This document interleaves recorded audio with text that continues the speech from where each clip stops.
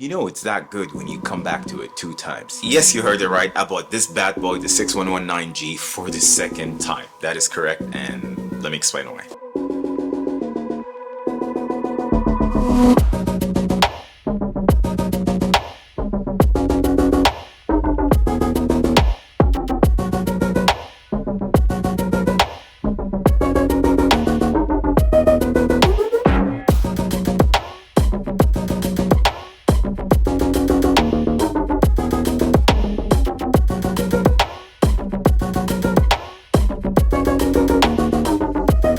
A couple of years ago, I picked up the 6119G while wearing, in fact, the 6119R. That's the rose gold version of it. I was just happy with the idea of having both in my collection for absolutely no reason at all.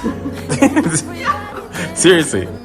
The rose gold 6119R, in fact, is considered less sought after and is more frequent at boutiques like your local boutique will have when compared to the 6119G. I got lucky with this 6119G because it was actually a canceled order for someone else, so I just managed to snag it. I didn't even think twice. I was like, this is the one, yo. At the time, I just wanted to have both. I wanted to complete that full 6119 lineup from Patek Philippe, considering there's only 2 of them. I had the rose gold. The white gold was in front of me, so I was like, I'm just gonna go pick it up. And that was the drive. It was nothing more than that.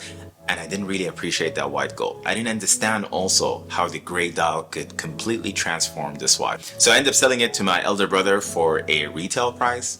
I just explained to him that this is a good deal and this is a good price. This is exactly what the retail price is. I know he could have picked it outside for a little bit less than retail, but I'm just glad he paid me retail for it. Fast forward to 2022, I was at Watches and Wonders when Patek Philippe released the 5226G, and I said, this is the one for me. I didn't look at the dial, I didn't look at the loomed hour markers or the charcoal textured dial. As weird as this sound, the strap is what got me to put my name down against this watch. 2024, the watch arrives, it's at the boutique, I could have picked it. Before slapping that card down, I just said to myself, why is it do I want to get this watch? And it was really the strap. The strap, again, was the reason why I wanted the 5226G, as weird as that sounds. So I thought to myself, why can't I just buy the 6119G again and top up the strap?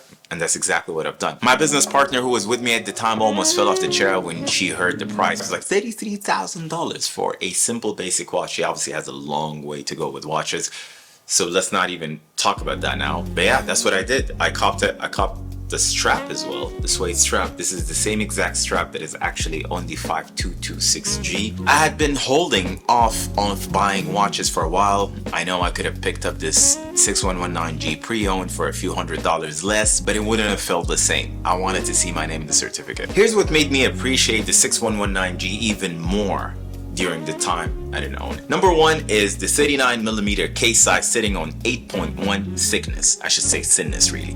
To me, this is the ultimate reinterpretation of a classic Calatrava. When I think Calatrava, I don't think about that 5226G. Maybe it's the transitional piece. Maybe this is what Calatravas will look like from here on, right? This is Patek's way for reinforcing modernity again for the upcoming Calatrava. Maybe that's the direction. But for me, this is a reissue. And I think this is the most modern, classic way you can have on a Calatrava. And a Calatrava should always be sit, in my opinion. It's the best way you can define a Calatrava. A staple for Patek Philippe since 1932, the Close de Paris bezel is a nod for the brand's heritage. And I absolutely love the traditional hobnail pattern as well. Like, I think on white gold, it actually contrasts better than the rose gold, in my opinion. I love it on the rose gold, don't get me wrong, but I think this is cool, man. The charcoal gray black gradient dial with satin finish, white gold applied hour marker, and the Dauphine style hands is just simply stunning, man. You just can't go wrong with it. This is the ultimate definition of what a classic watch would be. It's just timeless like that. On the other hand, the 5226G case looked plain and thicker, and I'm not sure how I feel about the rugged charcoal dial. I know it's nice, it gives it that modern twist, it's more rugged as I said. The loomed hour markers as well, that's also an interesting switch. It makes it a little bit more sporty, in fact. But I didn't want that. Overall, the 6119 is a minimalist design that speaks to the purists, right? If you love traditional watchmaking aesthetics, this is what it's all about. This is the ultimate definition of it. 5226G with a slightly larger and bolder textured dial offers a more modern and rugged appearance, which could be cool for a lot of people. In fact, it's a little bit more modern like that. It kind of gives you a hybrid between a classic watch and a sport watch because the hour markers are also loomed. The date window adds also practicality to its design, but it still doesn't compare to the simplicity of the 6119G, which only shows time, and that's exactly what I wanted to go for. The original black alligator strap on the 6119 could be boring. I understand that. It's a black strap. You look at it like, this is why, you know, like I'm stripping my use with this black strap. But then it has its own occasions as well, and topping it with the suede one or any other color, like if you want to think about a funky orange, red, whatever color, whatever crazy color, it will go with this watch, and that's why I topped it. I think it looks stunning with the pin and buckle even more as opposed to the fold over clasp that you can potentially get from Patek. You can go to Patek and you can ask them, I want to have a fold over clasp for the 6119, similar to the one you get with the 5226G, but I think on a pin and buckle, this is perfect for it. And plus, you don't want to spend like, I don't know how much it is in US, but 15,000 dirham for a clasp. That's ridiculous, man. Don't do that.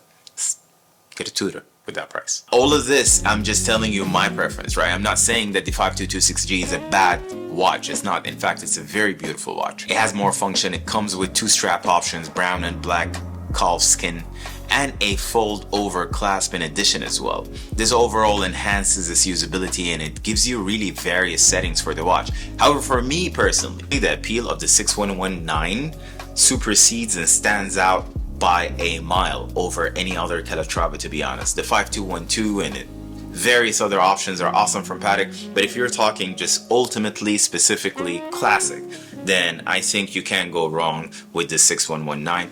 In either form, the rose or the white gold, both are nice. It's sophisticated, it's simple, and incredibly versatile, whether it's for daily use or even special occasions, right? So it's always nice when the watch can be used on daily basis, but you can still rock it on that special occasion, and it's the ultimate definition of what a classic watch would look like.